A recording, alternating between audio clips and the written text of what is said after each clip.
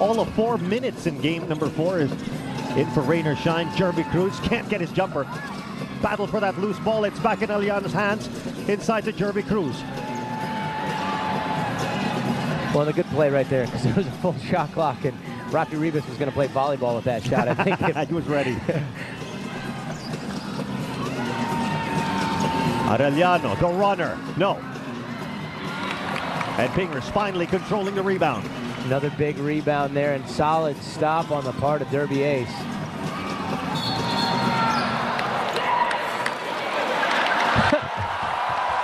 And Artadi celebrating it. Maybe he's been looking for that for a while, but maybe he's been looking for that all series. But Artadi celebrating that he finally got a defensive call against his defenders. He gets called with Arellano for the reach in there, and then he yells out, audible in the whole Coliseum, yes! Oh, but Paul Artadi coming up short on his first free throw attempt. Marcy Arellano coming right back and stepping into the free throw line and going, yes, and bumping his fist after the miss. So, some interesting. Nice little back and forth happening here between the two guards. And Artadi celebrates his second. Well, nothing against the foul. And that's one more reason for Paul Artadi to celebrate getting the offensive foul of Sol Mercado. Oh, actually, that's just two questionable offensive foul calls early on Mercado. That was a bit of a flop there, and I don't think Artadi was in position to take that. Take a look at this. That's selling a little too much. That's good action. But again, his foot speed puts him in position to sell that foul. Artadi for three.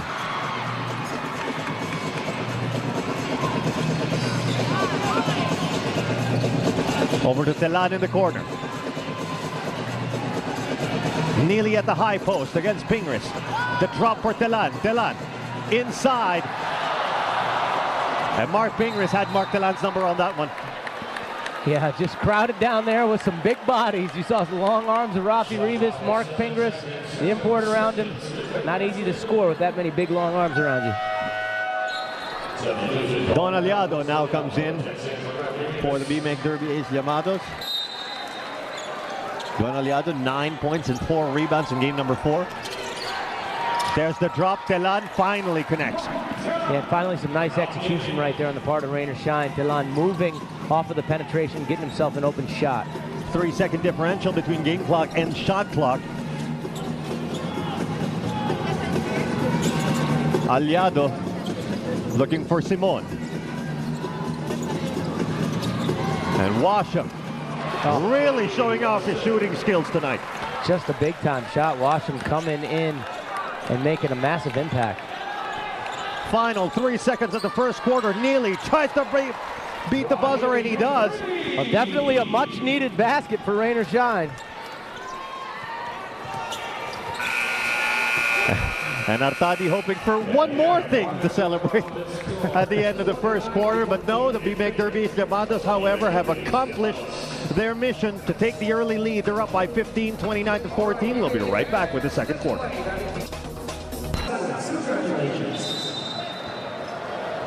Starting off the second quarter with Rain or Shine assistant coach Richard Del Rosario. Richard, it is a 15-point lead for the Llamados. What is going on? Well, as usual, we're having the same problems we had in game number 4. We're getting out-rebounded. We really have to be aggressive off the boards. Also, shots coming in from not their usual shooters. You have Rico Meyerhofer making the shots. So offensively, we have to be aggressive. We're settling for outside shots. We're getting afraid to be blocked by the defenders. We have to stay aggressive. We have to keep our mind on the game. We're getting frustrated early. We told the players it's not enough to be mentally prepared. You have to be mentally tough to play in game 5. Thank you very much. Thank you. Thank you. Thank you, Leah. And assistant coach Richard Del Rosario brought up how this looks a little bit familiar, this situation after the first quarter. And you look at the score, the first quarter score in game number 4, 26-14. And now here we are, B-Meg Derby Ace ahead, 29-14. So yes, it's looking like a replay of last Friday. Yeah, but you know what? There's always 3 extra quarters to play. You're right. And well said by Coach Richard Del Rosario. I think they should think about getting him as an announcer. He'd probably do a pretty good job. But really well said. He could go far, but go ahead. Really well said, and the fact about not being just mentally prepared, but being mentally tough. They clear the way for Rod Neely. First quarter field goal percentage. Nice clip for the Llamados, 50% from the field in the first. Good, strong, aggressive drive right there by Rod Neely. And don't look now, the lead was 29-7 at one point. Now it's 29-18. Rain or shine on a little run, playing a little basketball here in the last few minutes. Washam on the drive. You know, there seems to be nothing too flashy about Washam's game, but he just seems to be good. Solid, under control, good finisher around the basket, and a nice outside jump shot. Arellano got the first step on his defender there, and that will count for Gabe Norwood. Well, that's twice now that Marcio Arellano's been able to get deep penetration off the dribble against Jun Simon and set up his teammates. Once drawing a foul, and then once getting it here to Gabe Norwood. That's the third personal on Mark Pingris, so Rico Meyerhofer will get a chance to come back into this ball game. Roger Yap also checking in to replace Paul Artadi. And how tough is it for a rain or shine player to go up against B-Meg Derby Ace when at any given time you've got a battalion of shot blockers ready to swat that away? If it isn't Rafi Rivas, it's Mark Pingris. If it isn't Mark Pingris, it's Rico Meyerhofer. Well, it's just such a deep lineup all the way around. I mean, Coach Ryan Gregorio has to be so happy with the strength of his lineup. At every position, they've got high-quality players. And Rico Meyerhofer continues to roll on here in the second quarter. He now has 12. Sol Mercado, on the other hand, foiled by the defense. Good recovery by Roger Yap, beating off that initial penetration, but not giving up on the play, coming back from behind to make that block. And Arellano with a steal. More blue shirts here in Sol Mercado. Railroaded by Meyerhofer from behind. Well, and I think that's something that Rain or Shine should continue to look to do, you know, in the series, getting Sol out in transition, getting some guys attacking. Now, you can't do that when you don't get stops. Here you see the pass from Arellano to Sol, getting hit on the hand there. That's why a foul, shooting 2 shots. But a lot of Rain or Shine transition, it starts with a defensive stop. So you can't get out and run when you're getting the ball through the net, and the B-Meg has a chance to get back and set up their defense. So you wonder why has Rain or Shine struggled so much? They're not getting fast break points. Well, it's going to start on the defensive end, and then they got to get out and attack. Mercado delivering on the charity stripe, splitting his charities. It's back to a 12-point advantage for B-Meg Derby Ace with 10 minutes and 13 still remaining.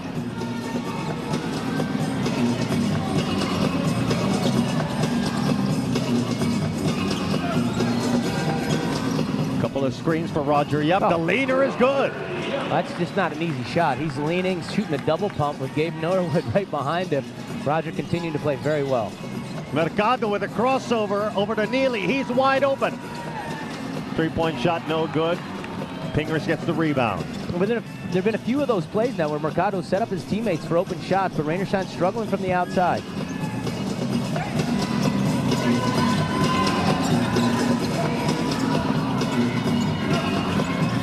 Eight seconds on the shot clock for B-Meg Derby Ace.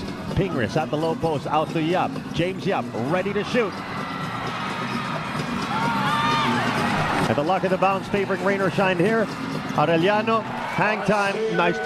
Arellano's come in and made an impact right away. He's played some solid basketball, some good defense, and made some plays in transition. Rain or Shine slowly eating into this lead. 9 minutes and 16 still remaining in the second. And B-Meg Derby Ace ahead by 12.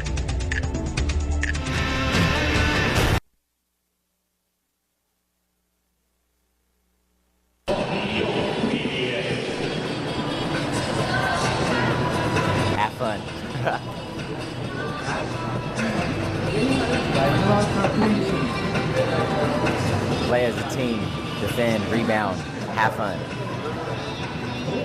It's a game.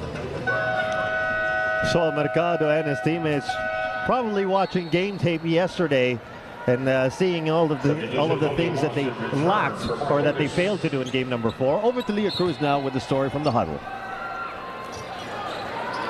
Actually, it's pretty interesting, Vito, that you mentioned that, because another thing that they were watching before this game, according to Coach Caloy Garcia, was clips of Larry Bird during a Boston Celtics and LA Lakers match in the early 1980s. He showed this to them to motivate them, where they got